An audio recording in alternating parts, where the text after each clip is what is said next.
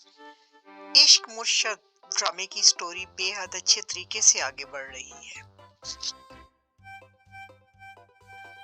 अभी तक राइटर्स का पूरा ड्रामे पे गिरफ्त है। हिदायतकार बहुत खूबसूरत तरीके से इसको मैनेज कर रहा है। एक्टर्स की बात ना की जाए तो ये ज्यादती होगी। एक्टर्स अपनी अपनी जगह पे सभी बहुत ही अच्छे तरीके से अपना रोल अदा कर रहे हैं।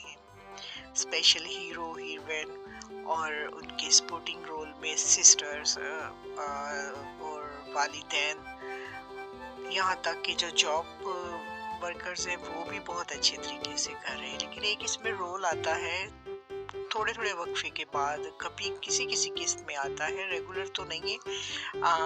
हीरो की वालदा का रोल वो बड़ा अच्छा है। एक मोटिवेशन उसको देती है हर बात में जहाँ उलझता है।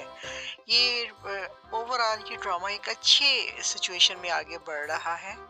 इसमें मजीद बेहतरी की भी गुंजाइशें निकाली जा सकती है अगर इस पे थोड़ी सी मजीद तवज्जो दी जाए।